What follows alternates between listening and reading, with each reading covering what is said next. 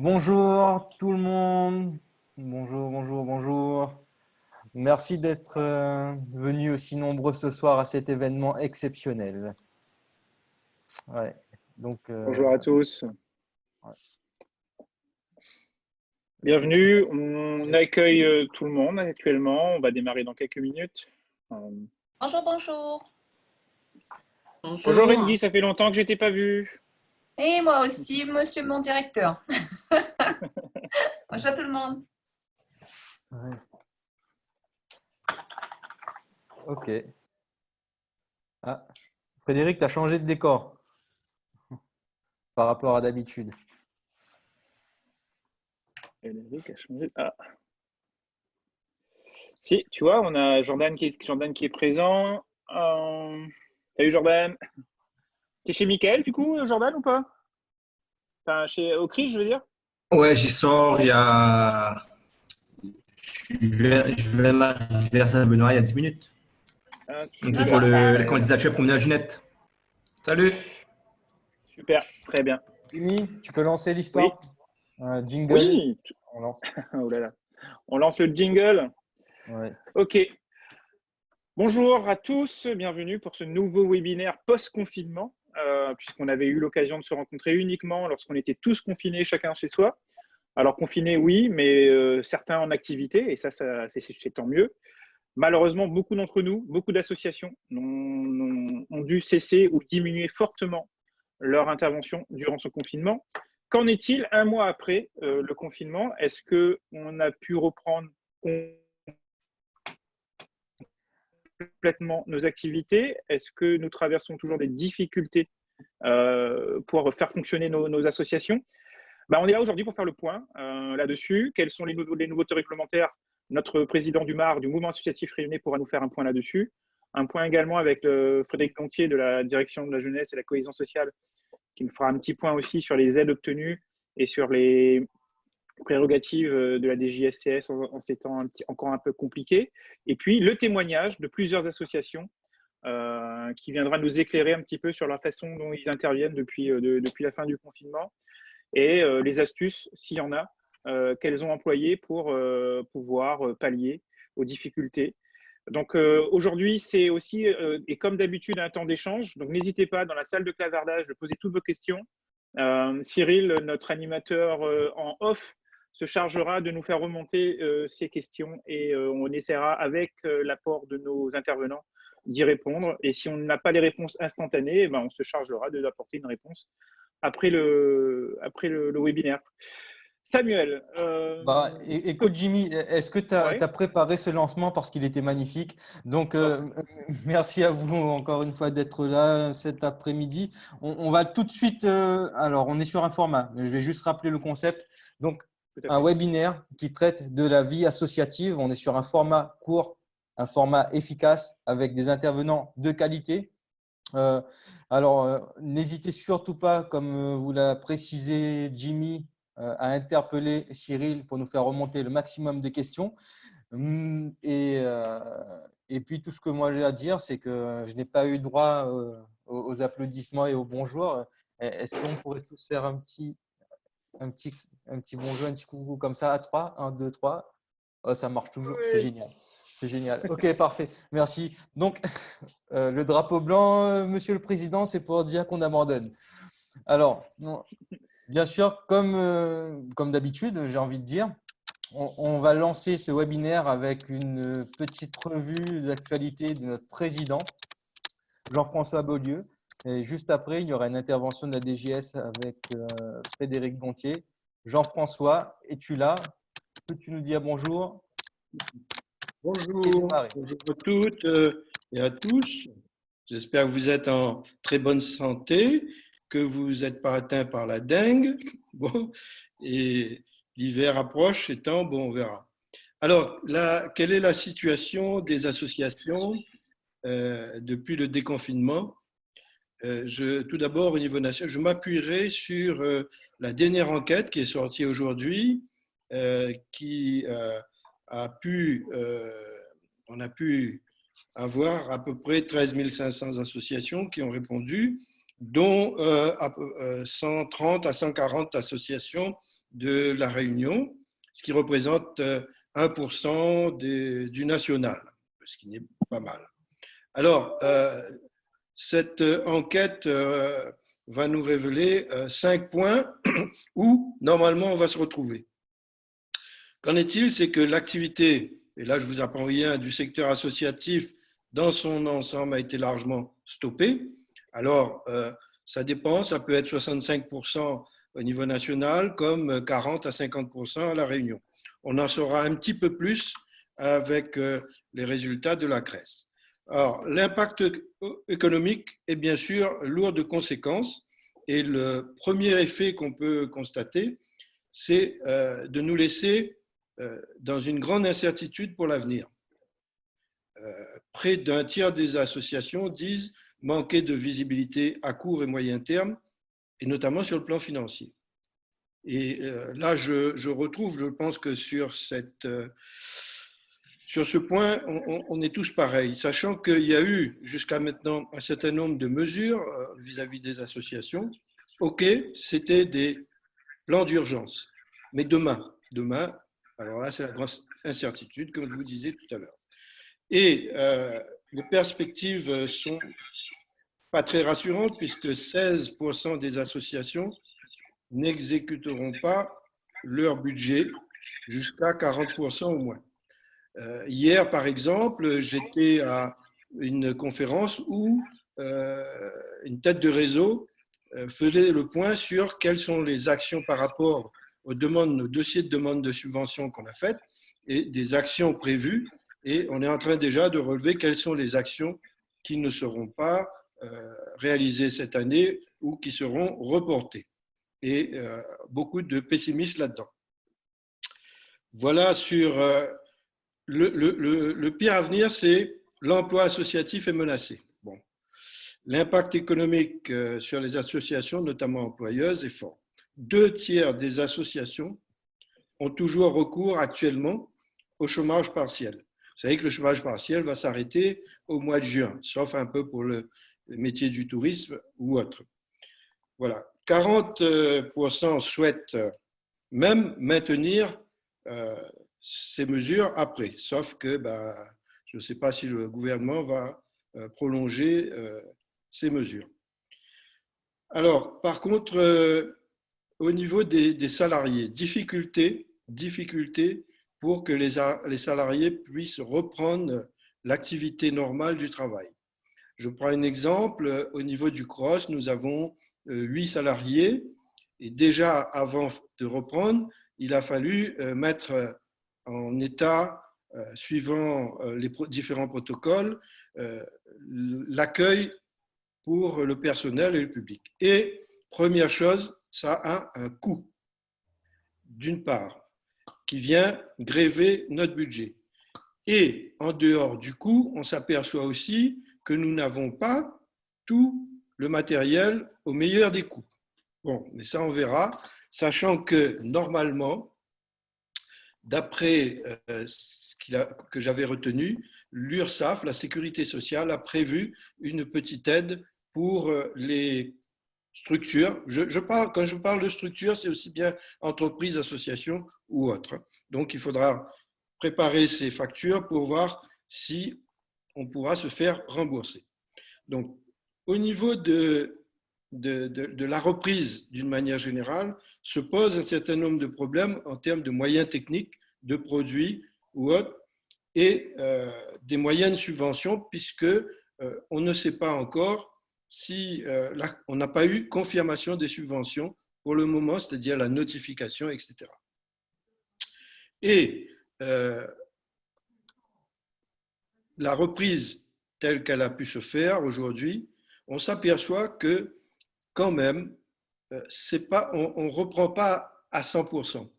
On a des problèmes de réadaptation au travail, hein, je dirais, et même on sort d'un traumatisme et ce n'est pas facile d'avoir une reprise à 100%. Par contre, ce qu'on attend aussi, c'est, côté collectivité territoriale, bon, on va attendre les élections terminées et je pense que là aussi, dès que les élections sont terminées, on pourra frapper aux portes pour savoir un peu comment se dessine l'avenir.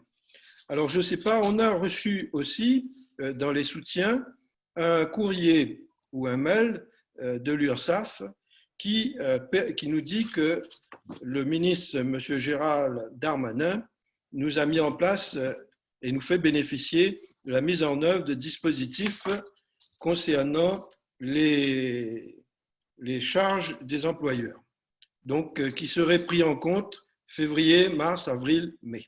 Voilà. Concernant maintenant toujours, je mélange un peu le régional et le national. Concernant le national, on avait fort espoir que lors du projet de budget,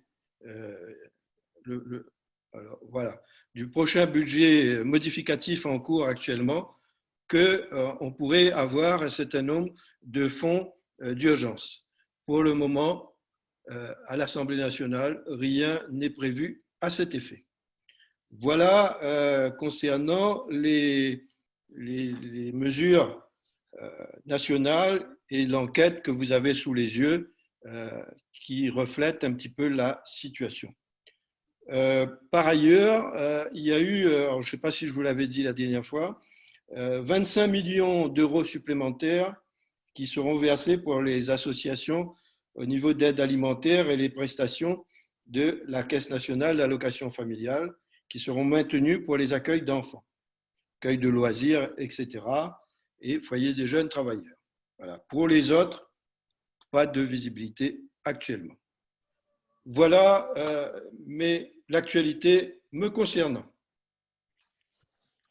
Parfait. Merci beaucoup Jean-François. Merci pour les différents éclairages, effectivement, notamment concernant la CGSS qui prend en charge à 50% les factures que vous avez pu avoir concernant l'acquisition d'équipements spécifiques Covid. La MJC Centre Social de Saint-Benoît a bien mis les éléments dans le clavardage. Minimum de dépenses, 1 000 € et maximum 5 000. Donc, il faut le savoir. Et je crois que les dossiers sont à déposer avant le 1er juillet. Donc, dépêchez-vous de le faire le cas échéant. Samuel, je te propose qu'on passe à la suite. Jimmy, Oui. Jimmy, est-ce qu'il y a un formulaire spécial pour cela? Oui, je pense que je vais mettre le lien là, le lien CGSS. Il y a un document particulier a priori à remplir. Je mettrai dans la salle de clavardage de suite, dans un petit moment. Mais même sur le lien Casasso, s'il te plaît. Oui, pas de Ce souci. sera effectivement sur le site Casasso. Frédéric, est-ce que tu es avec nous? Oui. Super. Oui, je suis Bon. avec vous. Ouais, j'espère que ça va bien pour toi. Bah, ça va bien. Merci Frédéric de participer encore à nouveau à notre webinaire. C'est très gentil de ta participation et puis notamment la participation de l'État à notre webinaire associatif. Et nous sommes tout oui sur tes dernières indications concernant ce qui s'est passé depuis la fin du confinement. C'est à toi. Oui, l'idée déjà, je dirais pour l'État, pour la DGSCS, et puis parce que moi, je travaille directement aussi avec le délégué départemental à la vie associative, ça a été durant toute cette période d'entendre beaucoup, d'écouter, de conseiller et je dirais déjà à plusieurs niveaux. Nous avons entendu, alors juste au niveau de l'unité vie associative, plus de 800 demandes d'associations, que ce soit via les réseaux sociaux, par email ou par téléphone. D'un côté, des responsables associatifs bénévoles, des responsables salariés, des managers, et puis de l'autre côté, notamment sur les réseaux sociaux, puisque c'est la première fois que nous mettions ça en place aussi à La Réunion. Nous aussi, nous avons essayé de changer nos modes d'action. C'était de suivre aussi, via les réseaux sociaux, la continuité, même partielle, de l'activité des associations de La Réunion. Et déjà, je dirais fort, c'est de constater que nombreuses ont été les grandes et petites associations à être très réactives sur les réseaux sociaux. Mais de l'autre côté, moi, ce que j'ai entendu beaucoup aussi, j'ai beaucoup échangé avec des bénévoles qui ne sont pas des responsables associatifs, des bénévoles actifs, beaucoup d'inquiétude parce que cette envie profonde de tendre la main, de continuer à agir et d'aider, et ce sentiment d'être en incapacité avec le confinement à aider. Donc, je dirais que le point positif, ça a été cette envie, cette volonté des bénévoles actifs d'être toujours présents. Et certains ont pu l'être sur le territoire, notamment dans la distribution des colis alimentaires, dans le lien avec certains CCAS, dans le lien effectivement à tout ce qui était social, santé, mais aussi dans le lien autour de la culture et d'autres projets. Concernant donc la période, au niveau du pôle Project de la DGSCS, nous avons donc lancé un fonds d'appui exceptionnel en soutien aux associations qui s'adressait aux associations faiblement employeuses, entre 1 et 5 équivalents temps plein, et relevant du champ jeunesse, éducation populaire ou de la cohésion sociale. Nous avons donc pu soutenir à hauteur entre 1 000 et 2 000 euros plus de 37 associations qui rencontraient des difficultés essentiellement de trésorerie et de fonctionnement liées pour l'ensemble, parce que 37 ont eu un avis très favorable, mais on en a entendu plus de 90 des associations.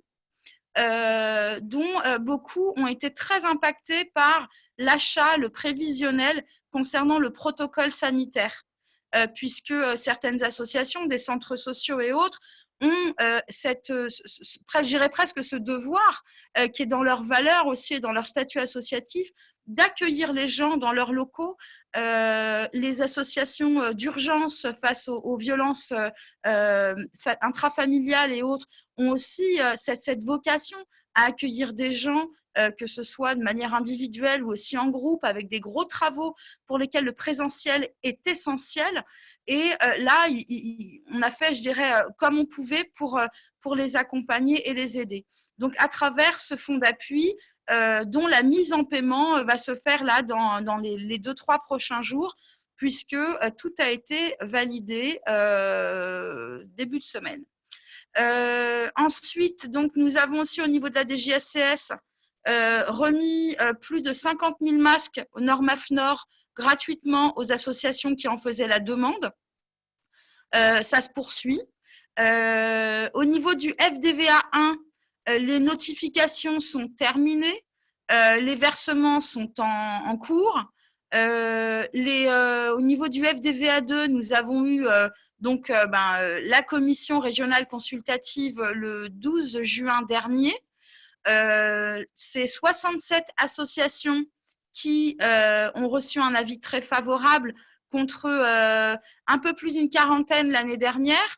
La priorité a vraiment été donnée aux associations qui ont présenté des projets relevant du fonctionnement et aux associations qui ont présenté des projets relevant de l'innovation, mais en lien direct avec le fonctionnement pour les soutenir et les aider.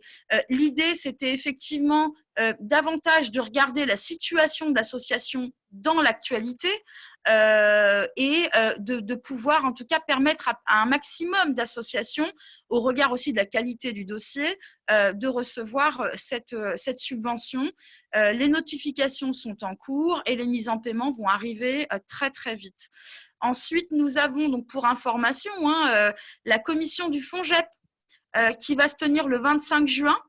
Donc là encore, l'idée, c'est de pouvoir aller au mieux concernant les attributions et puis voir ce qu'il en est. Et puis, voilà ce qui a été présenté aussi lors de la commission régionale du consultatif du FDVA. C'était aussi les travaux d'avancée sur la plateforme d'ingénierie technique et financière qui est en cours de réalisation par la CRES et France Active Réunion, donc en lien avec la DGSCS, pour pouvoir répondre aussi aux besoins des associations. Donc voilà, en ce qui concerne, je dirais rapidement le lien, en tout cas, de la DGSCS aux associations.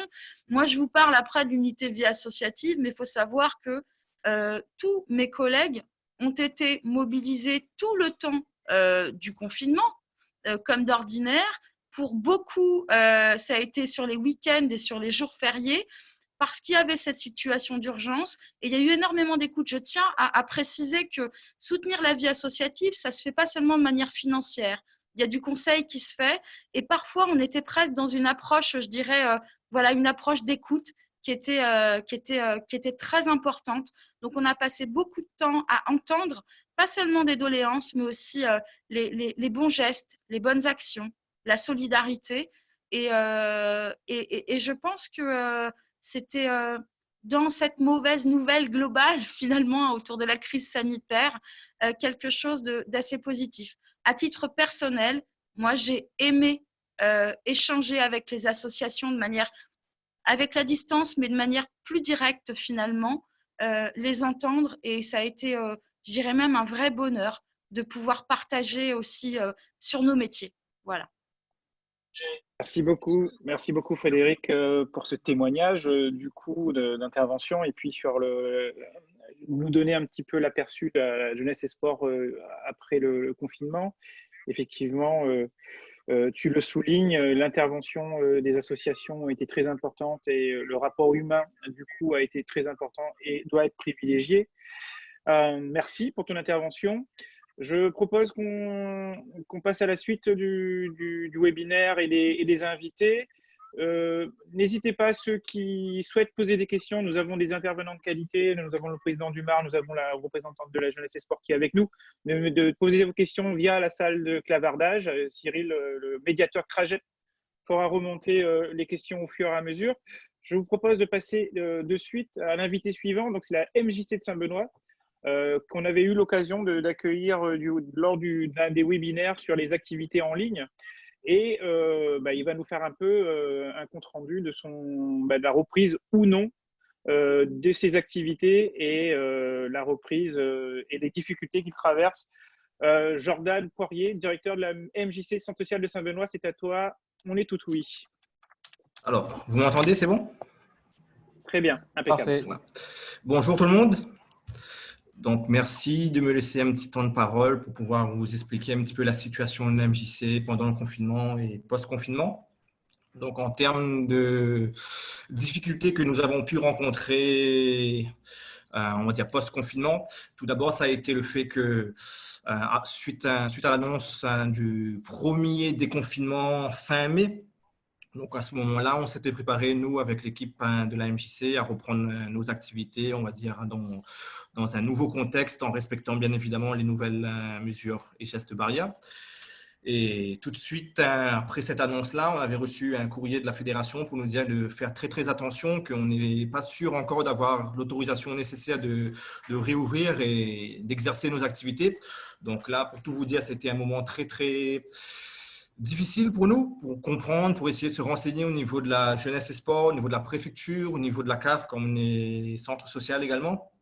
Donc, malheureusement, on n'a pas pu avoir les informations de nos partenaires. Donc, on a dû attendre début juin, après la réouverture officielle, on va dire, comme à toutes les associations. Donc là, on a vraiment pu réouvrir qu'à partir de ce moment-là, donc le 2 juin.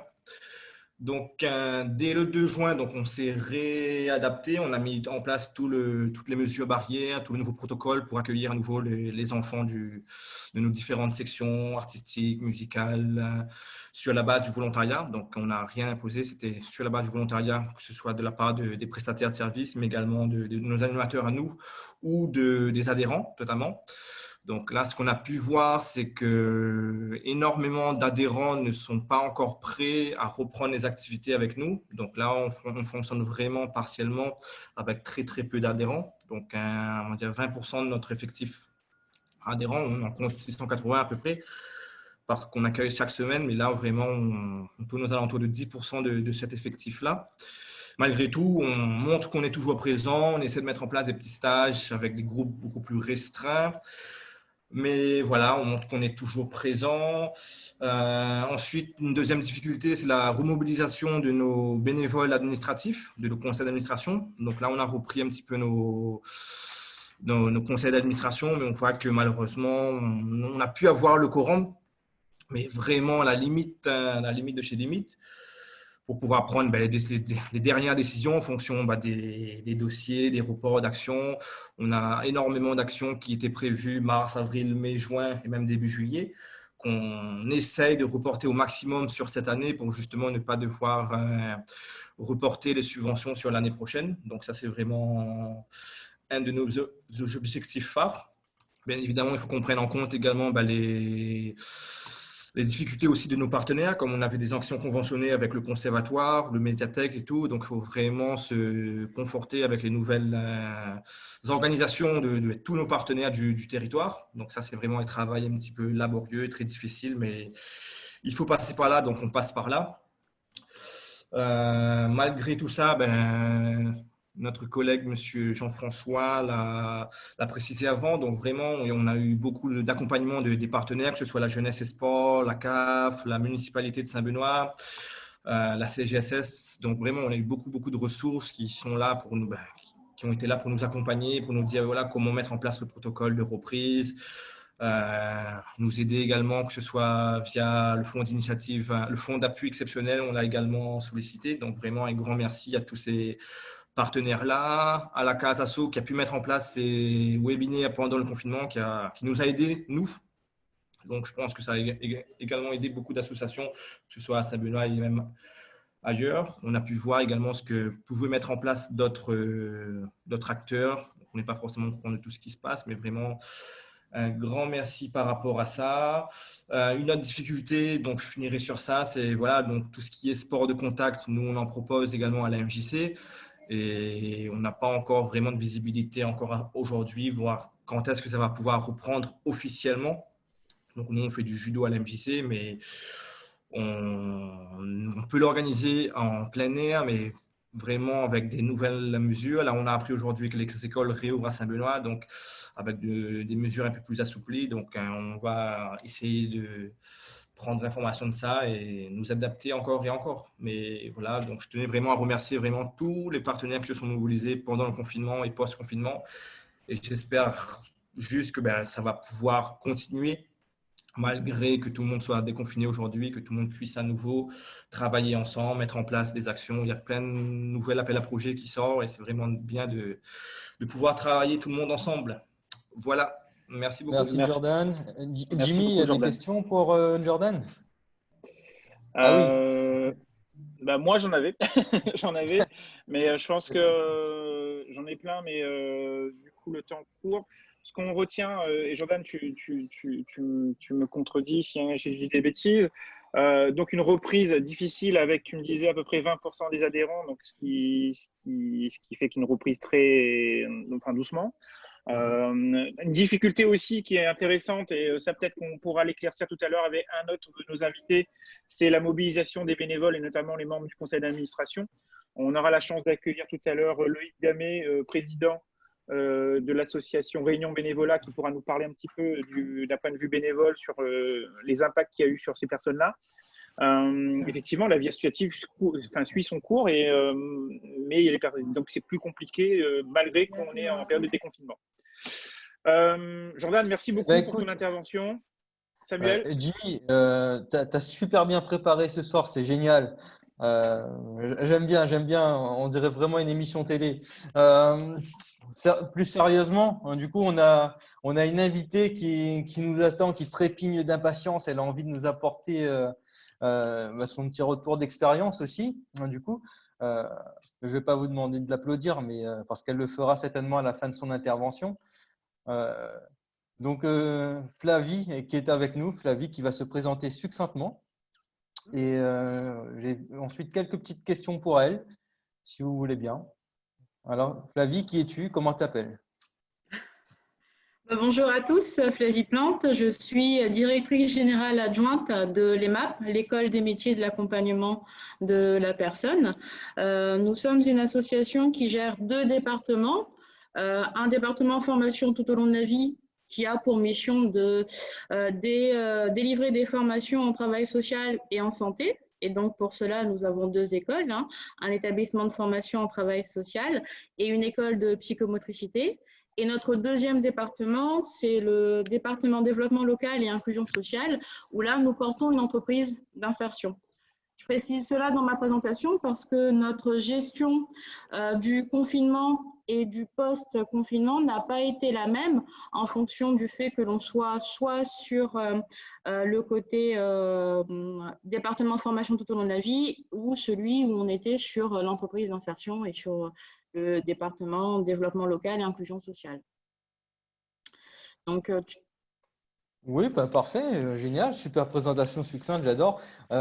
Alors, effectivement, crise sanitaire, Covid-19, confinement, post-confinement, j'ai envie de te poser la question, le retour au bureau.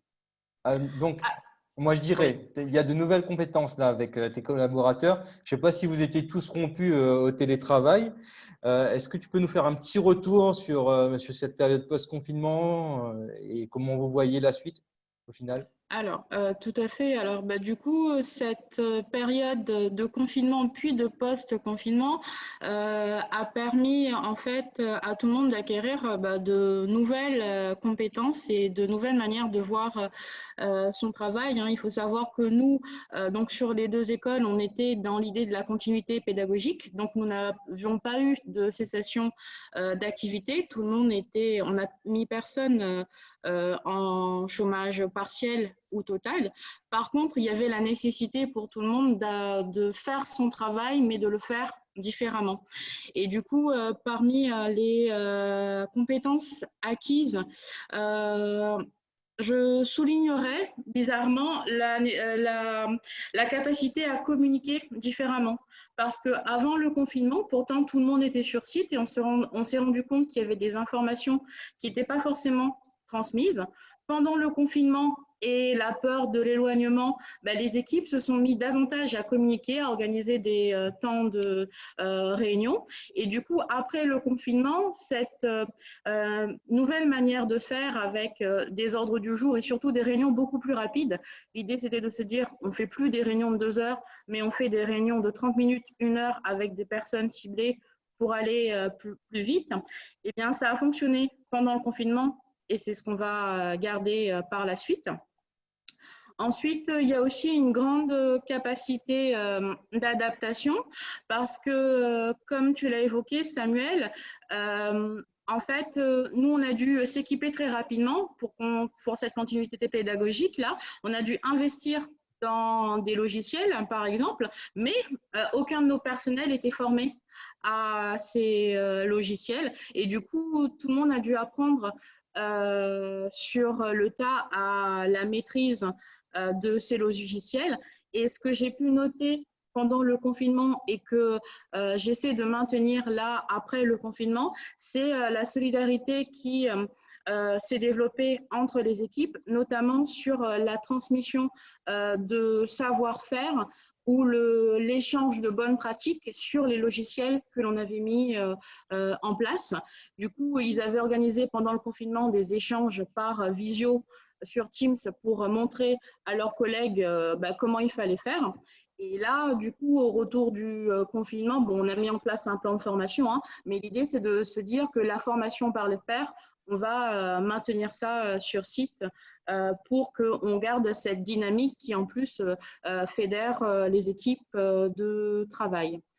Et autre compétence développée pendant le confinement que je souhaite valoriser et mettre en avant, c'est la capacité de gérer, je ne sais pas comment le formuler simplement, le « je ne sais pas » du dirigeant. Donc moi, je disais « je ne sais pas » quand on me posait des questions. Il y avait des moments où je pouvais me positionner et leur dire « bon, écoutez, bien évidemment, avec l'appui du conseil d'administration, nous décidons que. Maintenant, il y a d'autres éléments, par exemple, sur les diplômes, sur les sélections, etc. C'était le flou pour tout le monde et je ne peux pas apporter de réponse. Et le « je ne sais pas », ça peut être très perturbant pour certaines personnes qui, dans leur manière de travailler, elles ont besoin d'une lisibilité, mais immédiate.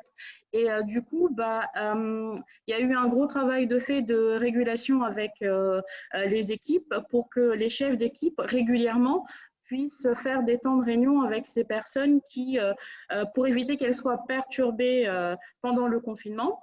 Et là, après le confinement, on a mis en place en fait de nouveau des séances de discussion et d'échange, parce que bien évidemment, il y a plein de réponses que nous n'avons pas encore, et leur dire, ce n'est la faute de personne, ce n'est pas votre faute si vous ne pouvez pas faire votre travail correctement, ce n'est pas non plus de la faute du dirigeant, c'est un système global, il faut que nous fassions ensemble. Donc voilà pour un peu les compétences acquises pendant cette période de confinement et que nous essayons de redynamiser et de conserver pour l'après, avec la reprise. D'accord. Et l'inclusion du numérique dans les pratiques de formation, est-ce qu'elle a impacté fortement le fonctionnement? Est-ce que vous pensez que ça va changer fondamentalement les pratiques pédagogiques? Alors, il faut savoir que dans le secteur dans lequel je suis, donc sur les formations en travail social et en santé, il y a beaucoup de réticences sur la question de la numérisation des formations, avec comme questionnement, est-ce qu'on peut former à l'accompagnement et aux soins via le numérique en totalité ou en partie? Et avec le confinement et donc l'obligation de la continuité pédagogique et aussi la volonté, les formateurs ont dû s'adapter et ont dû réellement proposer des cours pour qu'on puisse être en contact avec les apprenants. Donc, bien évidemment, ils ont réfléchi à quels étaient les contenus qu'ils pouvaient faire à distance et quels contenus ils allaient donc décaler dans le temps quand la situation allait s'arranger et qui nécessitait de la présence. Mais oui, cette période a permis aux formateurs, à certains des formateurs, parce qu'ils ne sont pas tous réticents, mais aux plus réticents de prendre conscience qu'ils pouvaient transmettre du savoir, même dans les secteurs du social et de la santé, par le numérique, avec des approches beaucoup plus dynamiques et que ce n'était pas uniquement comme ils le pensaient, que des PowerPoint diffusés, que ça pouvait être beaucoup plus vivant et que du coup on pouvait transmettre du savoir dans nos secteurs avec la FOAD notamment. Génial, génial. Alors, c'est super intéressant parce qu'en fait, au niveau des structures de jeunesse et d'éducation populaire, on est en train de travailler autour de la notion du numérique. On a monté aussi une commission formation EduPop par le numérique. Donc, je pense qu'on va t'y associer dans pas longtemps au final, vu l'expérience que vous y avez. Dernière petite question pour toi, toujours de manière succincte. Oui, FOAD. J'ai envie de répondre, mais je vais te laisser répondre. Du coup, qu'est-ce que c'est que la FOAD? Vas-y, je te laisse. Ah non, trop tard, trop tard. J'ai une spécialiste face à moi.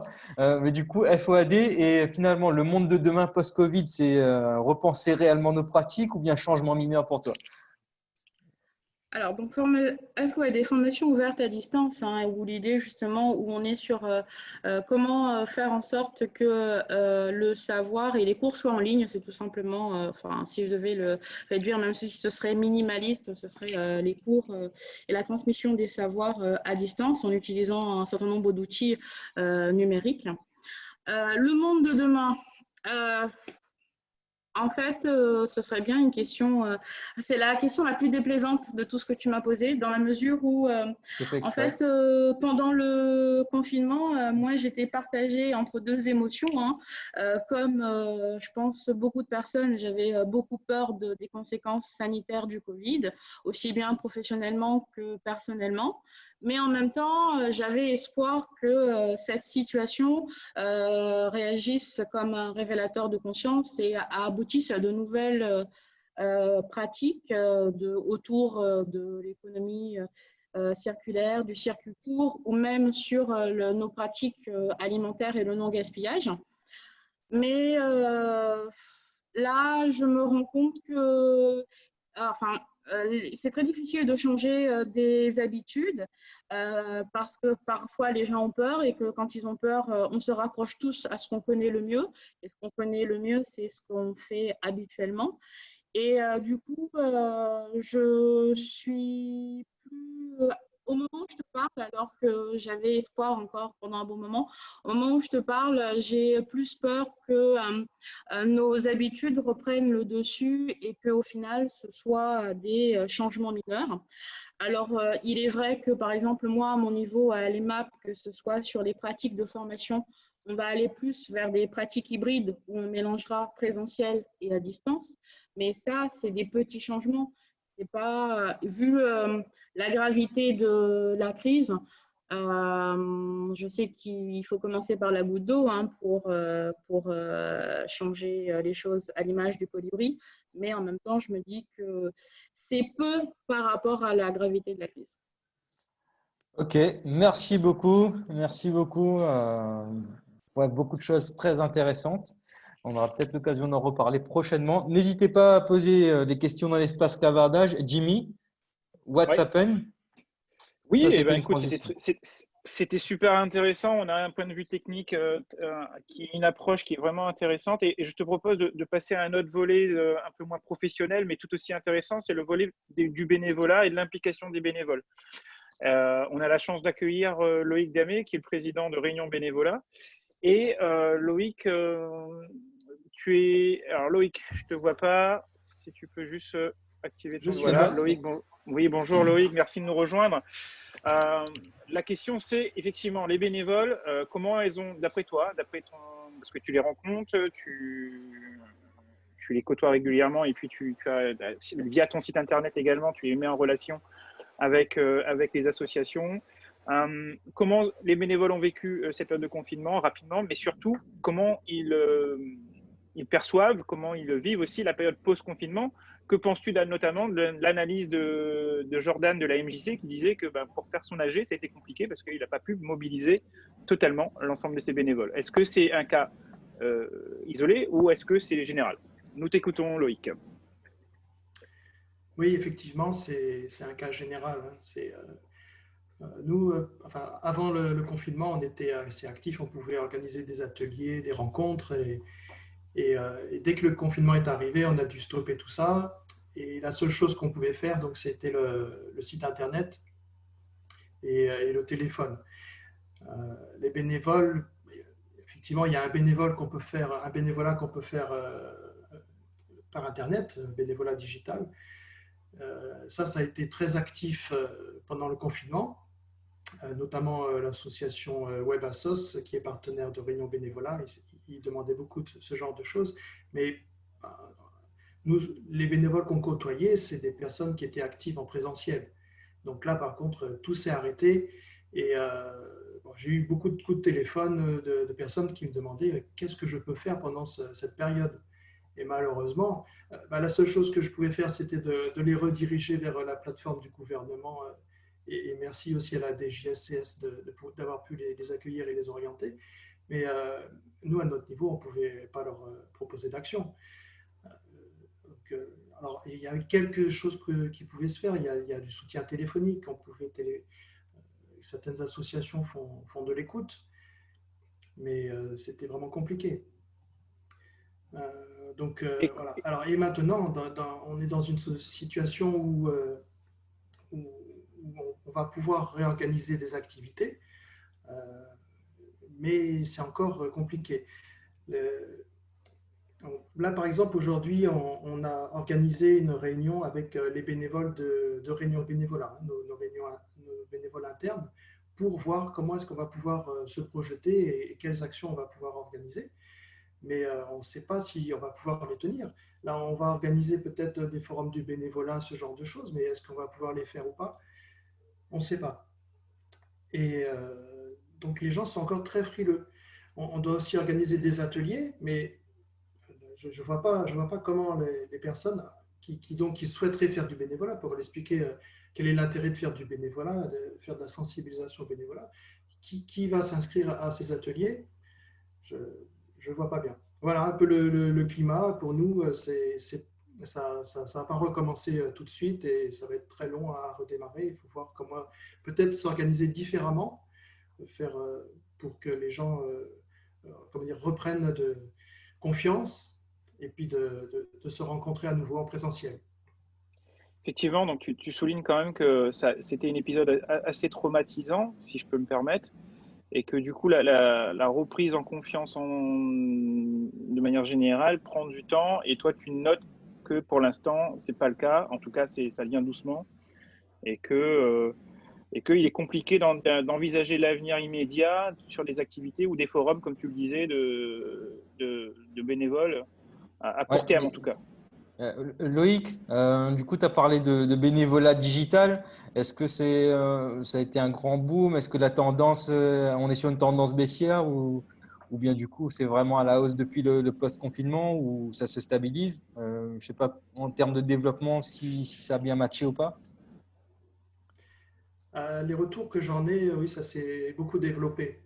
Les associations avaient besoin de se restructurer. Alors, les entreprises, bien sûr, mais aussi les associations, et elles ont fait appel à du bénévolat digital. Donc, il y a des personnes qui se sont découvertes en fait comme pouvant apporter des choses à ce niveau-là. Et il y a eu beaucoup de demandes et ça a sans doute accéléré la transition digitale pour les associations et permis à certaines personnes de faire du bénévolat dans ce sens, alors qu'ils n'y auraient pas pensé autrement, effectivement. Ok, parfait. Merci beaucoup. Merci beaucoup. Oui. Le bénévolat doit de l'avenir, c'est ça? On pourra conclure par ça? Oui. J'aimerais bien une belle petite phrase du président de Réunion Bénévolat, histoire de ramener un peu de soleil sur cette émission-là, du coup. Le bénévolat, effectivement, c'est la liberté, c'est faire vraiment notre passion, ce qu'on a envie de faire et sans avoir les soucis financiers, se poser ce genre de questions. Bien sûr, grâce à toutes les aides qu'on peut obtenir, des subventions privées et publiques. Merci beaucoup, Loïc, pour cette intervention. Effectivement, c'est pas facile la période post-confinement. C'est pas Frédéric, facile j'adore. pour les bénévoles, mais c'est pas facile également pour les associations sportives. Jordan tout à l'heure parlait aussi du judo, mais pour beaucoup d'associations sportives, les activités n'ont pas reprise. Voilà, nous avons la chance d'accueillir Quentin César. ouais, Jimmy, juste Oui. avant, il y a une personne qui a levé le doigt. C'est qui? J'ai pas vu. Dis-moi. Frédéric. Frédéric. Oui, non, c'était juste pour souligner que ce qu'on appelait avant le e-bénévolat, qui concernait essentiellement les jeunes d'ailleurs, là-dessus, notre société est en train de bouger aussi. C'est-à-dire que cette période de confinement, ce qu'elle a montré, c'est qu'à travers les jeunes, les générations Y, Z, etc., au niveau en tout cas du web, se saisir du web pour à la fois donner des idées, à la fois être actif, à la fois valoriser un projet associatif, ça a pris. Et là, pour le coup, la jeunesse a eu beaucoup a été, je trouve, exemplaire. Je rappelle juste aussi que pendant ce confinement, on a quand même eu certains jeunes volontaires en service civique qui ont continué à agir soit depuis chez eux en insistant auprès de leurs assos en disant j'ai envie de vous aider même depuis la maison, et puis pas mal aussi de personnes via la réserve civique pour aller aider des associations sur place auprès des gens dans le cadre du respect des gestes barrières. Merci, vive la Frédéric. jeunesse. Ouais, c'est bien pour ce Frédéric, plaidoyer de la jeunesse et plaidoyer du numérique. Merci. Ne pas hésiter, faites comme Frédéric également, posez vos questions, intervenez, c'est vraiment interactif et on est là vraiment pour échanger avec vous et c'est ça l'essentiel. Je souhaiterais donner la parole à Quentin César. Quentin, est-ce que tu peux activer ton micro de l'OMS 7 de Saint-Paul? Il va nous expliquer un petit peu ce que c'est, puisque peut-être pas tout le monde doit connaître la particularité de l'OMS de Saint-Paul. Quentin, bonjour. Oui, bonjour. Salut Jimmy, merci pour l'invitation. Bah, écoute, avec plaisir. Oui, très simplement, l'Office, l'ONS de Saint-Paul, c'est l'Office municipal des sports et de l'éducation maintenant populaire de Saint-Paul. On est en soutien à la vie associative du territoire saint-paulois, notamment des associations sportives. L'ouverture éducation populaire maintenant nous élargit un peu notre champ d'action à l'ensemble du tissu associatif, mais aussi un secteur un peu plus large, puisque maintenant on est de plus en plus, on va dire, en opération sur le territoire de la côte ouest, le TCO. Maintenant, pour revenir sur la situation, comment nous, à notre niveau, on l'a vécu, comment nos adhérents l'ont vécu. Tout d'abord, un arrêt, on va dire, plus ou moins brutal de toutes les activités en interne, puisqu'on est autant sur de l'accompagnement associatif, mais aussi on dispense des séances d'activité sport-santé sur ordonnance, donc un public fragile qui était peut-être, on va dire, plus à même de contracter la maladie, même si maintenant on voit que sur Saint-Paul, on a plus de chances d'avoir la dengue. Ceci étant dit, on a dû arrêter cette action. On a dû du coup mettre plus de la moitié de l'équipe salariée en activité partielle, et puis une partie qui est restée active, on va dire, au niveau en faisant du télétravail pour continuer à assurer on va dire, la pérennité déjà de la structure pour ce qui est des ressources humaines, mais aussi prendre le temps, voilà, de refaire le point sur nos stratégies en interne, de prendre aussi le temps sur tous les dossiers qui s'accumulent, notamment l'administration. Voilà, ça a été un temps pour ça, un temps d'échange aussi avec notre conseil d'administration qui, même s'il n'y avait plus de présentiel, voilà, il y a des échanges téléphoniques, il y avait des solutions numériques qui ont été mises en place. Nous, au sein de l'Office, on utilise déjà depuis longtemps des outils numériques collaboratifs qui nous ont permis d'être assez réactifs à ce niveau-là. Et puis, progressivement, dès qu'il y a eu les premières mesures en mai, puis ensuite début juin, on a recommencé l'activité de l'Office, toujours sur des dossiers, on va dire, plutôt administratifs, suivre un peu l'évolution, être sûr qu'on soit au courant de toutes les subventions, toutes les aides qui étaient à notre portée pour aussi nous maintenir, puisque un des gros impacts, c'est la visibilité, notamment la trésorerie. La grande question, c'était est-ce qu'on doit passer par des prêts, puisque vous n'êtes pas sans savoir qu'il y a eu un impact sur les élections municipales, qui ont elles-mêmes un impact sur les élections au niveau des intercommunalités, qui ont, mine de rien, aussi un impact au niveau du département, au niveau de la région. Même si on a décidé, puisqu'on a su quand même aussi se diversifier, et puis l'État était très présent, les subventions d'État et les calendriers des subventions d'État, elles sont restées identiques à ce qui était fixé. Là, on va dire que si ça ne se débloque pas, d'ici la fin du mois, d'ici début juillet, notamment au niveau des subventions municipales et des collectivités territoriales, ça risque d'être dur pour l'Office, notamment de maintenir la pérennité des emplois, sachant que là, on a dû reprendre l'activité totale, en fait, puisque l'activité partielle, on a fait le choix de ne plus y avoir recours à partir de lundi, depuis le 15 juin. Donc maintenant, voilà, si à niveau des collectivités territoriales, la réactivité se fait encore sentir, on va dire, pour encore un peu de temps, oui, ça aura un gros impact sur la structure. Maintenant, en ce qui concerne l'activité physique et sportive, évidemment, c'est un secteur qui a été très touché et qui l'est encore. Alors, il y a des mesures qui ont été dites, les interprétations en plus diffèrent, les fédérations annoncent des protocoles avant même la mise en application des décrets, etc.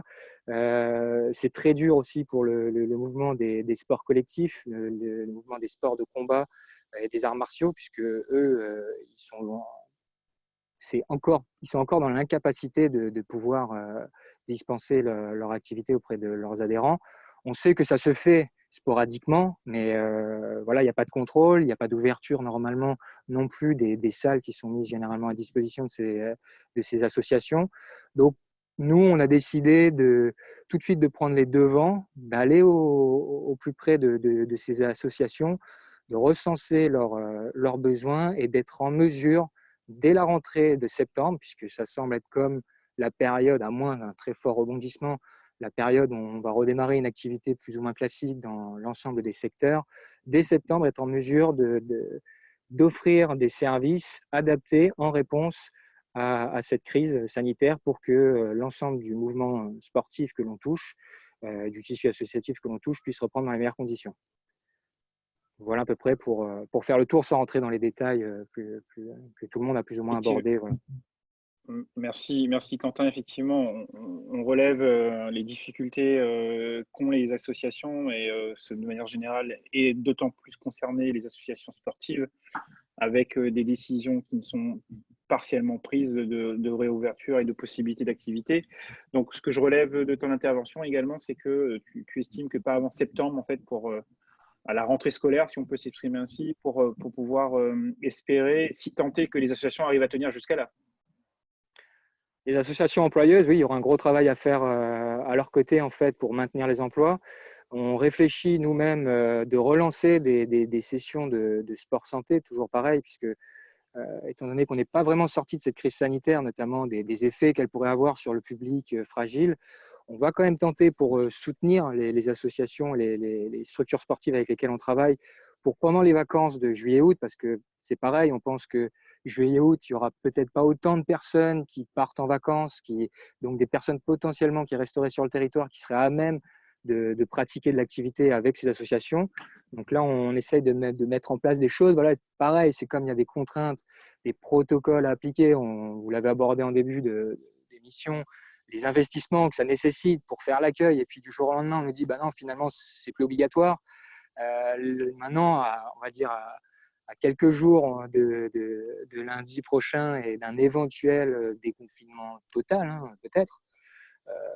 Peut-être que les investissements ne sont pas nécessaires. C'est vrai qu'il y a eu des contretemps ou peut-être des incompréhensions, je pense, au niveau des mesures qui ont été prises. Effectivement. Merci beaucoup, Quentin, pour ton intervention. Merci à vous. Merci vraiment, c'est super intéressant. Je propose qu'on passe à la suite, parce qu'on est un petit peu pris par le temps. On est en train de regarder l'horloge. Le temps file, Jimmy, le temps file. Ouais, bah, nos intervenants aussi sont intéressants, que veux-tu? On les a bien choisis et ils interviennent et c'est super. Ils nous apportent aussi des super infos et des difficultés. Et ils nous remontent leurs difficultés. On ne peut pas non plus passer outre. Allez, je te propose qu'on passe à l'invitée suivante. C'est Muriel Maillot. Elle est directrice de l'ABDES, l'association bénédictine du développement de l'économie sociale et solidaire. Donc, tu vois, on intervient aussi avec un autre pan du volet associatif. Oui, on il y a un vu truc le qui volet se passe à bénévolat. Saint-Benoît, j'ai l'impression. Hein. Non, écoute, il y a une dynamique qui s'installe.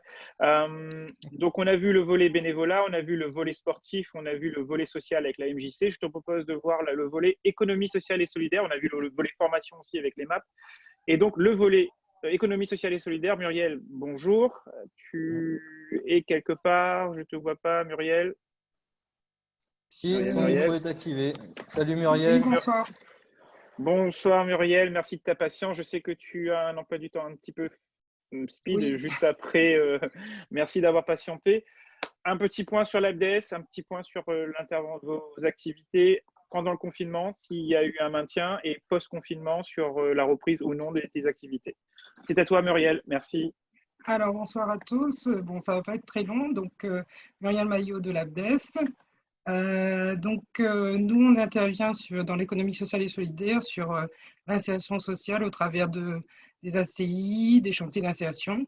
Donc, c'est vrai que pendant le confinement, on a eu des chantiers qui ont été maintenus, notamment sur des marchés d'insertion sur des activités de nettoyage. Donc, même renforcés avec des mesures particulières à mettre en place, aussi bien pour la protection des salariés, mais également par rapport à nos missions d'entretien de nettoyage.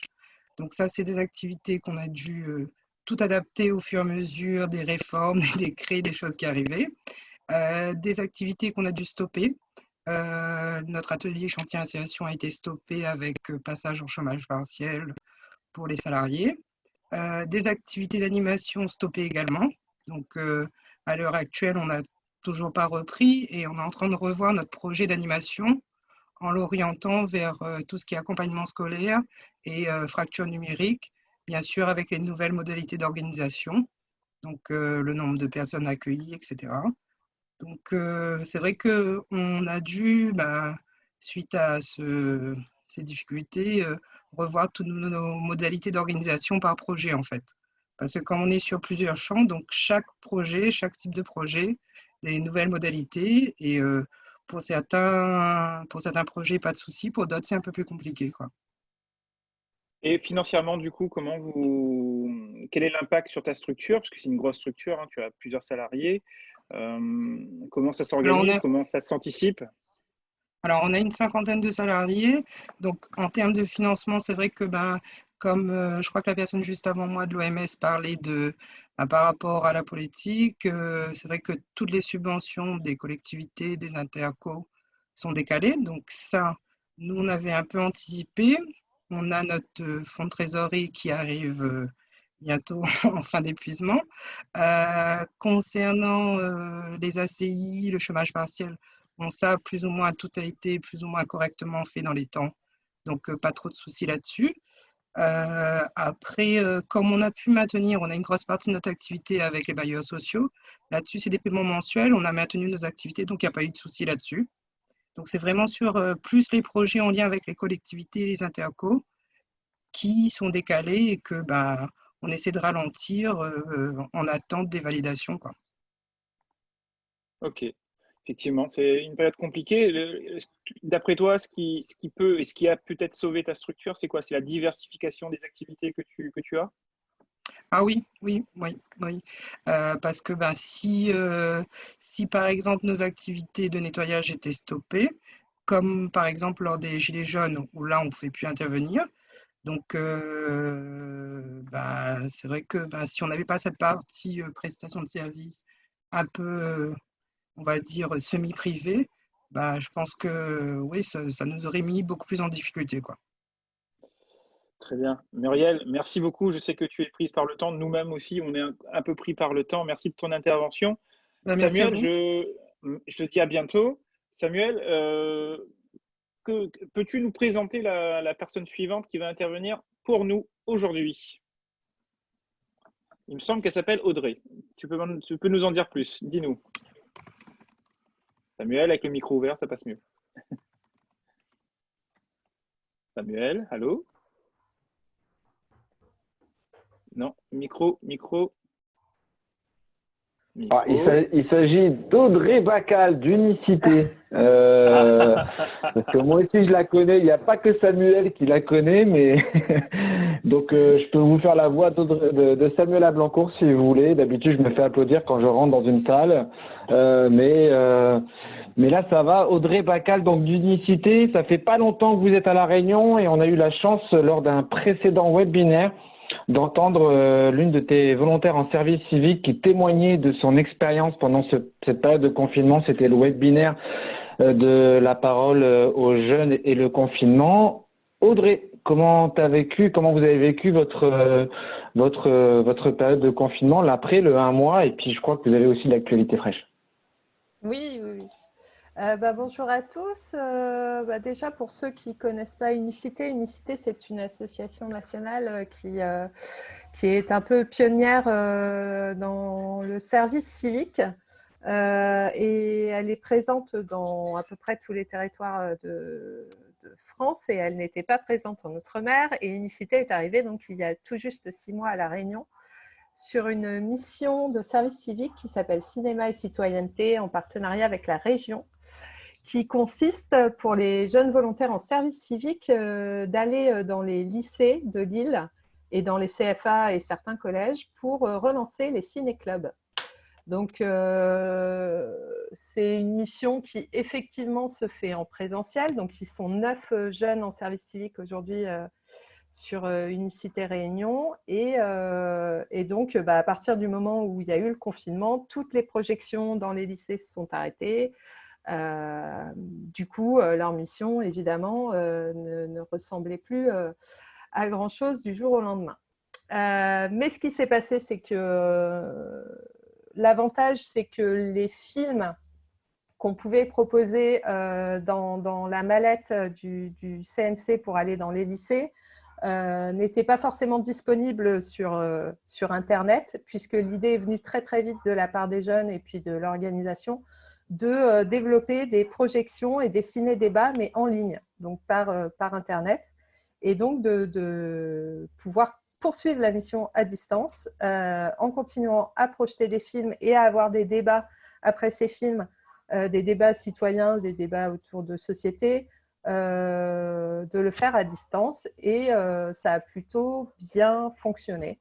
C'est-à-dire qu'on a eu du mal, par contre, à agréger forcément les établissements scolaires qui avaient vraiment autre chose à faire et les professeurs et les élèves chez eux qui déjà, c'était déjà compliqué pour eux. Donc, les mobiliser sur une action comme ça, de regarder des films en ligne, ça n'a pas été forcément très, très simple, mais on en a eu quelques-uns.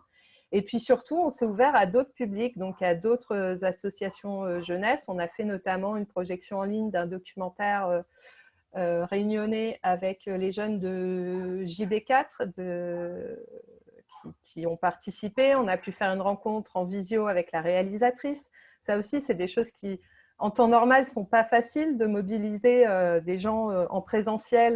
Là, on a eu, à chaque fois qu'on a fait des projections, pratiquement à chaque fois, soit un réalisateur, soit un comédien, soit un producteur de cinéma qui intervenait en débat, en visio à la fin. Donc, ça a développé tout d'un coup des choses qui, avant, nous semblaient compliquées et qui, à ce moment-là, sont devenues beaucoup plus simples, en fait.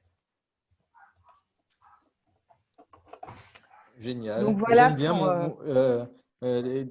Mon micro a été coupé. Je soupçonne Cyril d'avoir fait exprès de couper mon micro. Oui, bien sûr. Voilà. Ok. Merci pour ton intervention, Audrey. Alors, C'était Audrey, surtout le plaisir de faire l'introduction d'Audrey Bacal. C'était un plaisir pour moi. Audrey, excuse-moi Samuel, mais moi j'ai une question là pour Audrey. Mais oui, dans l'espace clavardage, on se demande, on a dit dernièrement une volonté d'Unicité de développer le projet kiosque. Est-ce que vous avez déjà évoqué ce sujet-là dans votre réseau? Absolument. Et puis j'en profite aussi pour dire que JB4, membre du CRAGEP, et que c'est vrai qu'il y a aussi Cinécourt dans votre projet, parce que je crois que vous avez aussi une diffusion tout à l'heure. Voilà.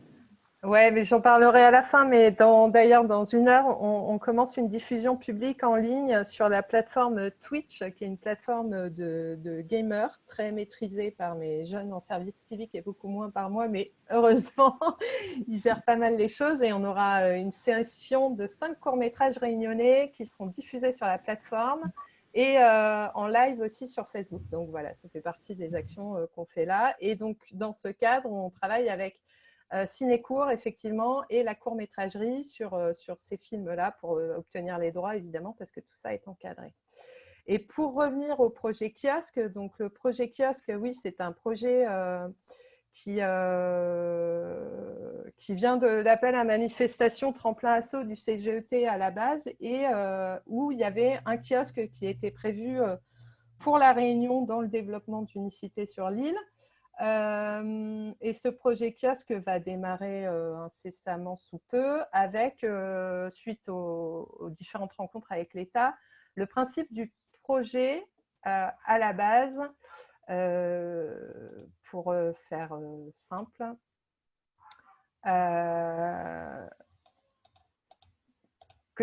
comment je pourrais vous résumer ça?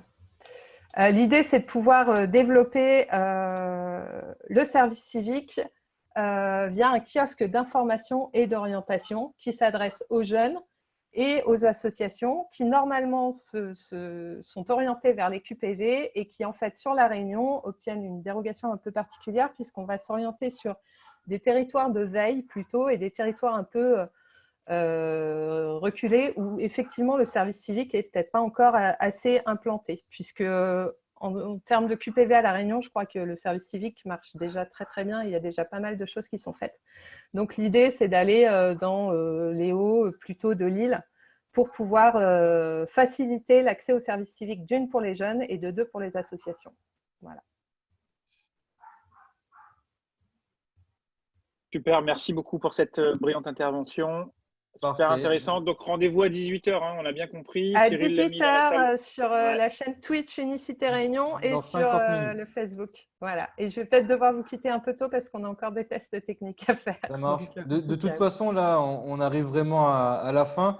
Juste Cyril, il va reprendre la parole comme il sait si bien le faire. Hein, juste pour préciser les thèmes qui ont peut-être été proposés dans l'espace clavardage. Et juste après, je vais conclure tranquillement cette émission avec des applaudissements puisqu'on est, on est très nombreux aujourd'hui. J'ai pas encore. Non, c'est pas encore le moment, Rengi.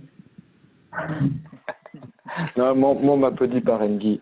Moi, les sujets que je vois dans les postes clavardage et que le sondage, du coup, a plutôt donné, on est vraiment sur la notion des vacances apprenantes, qui est un gros sujet à laquelle on travaille avec notamment la DGSCS et les autres partenaires. Et c'est vrai que là, il y a 2-3 personnes qui demandent éventuellement un sujet webinaire. En tout cas, vous avez été maintenant plus de 13 à avoir voté pour qu'on continue ce projet de webinaire, et dans le collectif Casasso, on s'est dit aussi qu'on souhaitait vraiment continuer ce travail. Vous êtes 15 à avoir répondu, 15 sur 15 à vouloir continuer les webinaires. Et donc maintenant, on va devoir s'activer pour travailler sur ce sujet-là, mais très rapidement parce que les vacances sont bientôt et qu'il y a beaucoup de choses, notamment Frédéric, il y a beaucoup d'appels à projets, beaucoup d'aides, beaucoup de protocoles, il y a beaucoup d'échanges, il y a même un petit collectif d'organisateurs qui se sont réunis lundi matin pour travailler et se fédérer pour la mise en place du protocole sur les accueils de loisirs. Donc il y a du boulot, mais ça sera notre prochain sujet d'émission. Parfait. Alors, merci Cyril. Merci Cyril. Il y avait un petit moment autopromotion dedans. J'ai bien aimé. Alors, effectivement, comme je vous l'avais promis, bientôt, Casasso, on va passer en mode Saturday Night. Je ne sais pas encore, mais en super production. Donc, ça va être génial. Ce que je vous propose maintenant, même si maintenant on est à 16 personnes, ouais, c'est génial, c'est de faire un petit applaudissement pour conclure l'émission. Jean-François, il voulait dire quelque chose tout à l'heure, mais mon micro était coupé, du coup, je n'ai pas pu lui passer la parole. Je vais laisser les micros ouverts. Je vais juste couper l'enregistrement. Je vous souhaite une bonne soirée. Pour ceux qui ont envie de rester, n'hésitez pas, restez.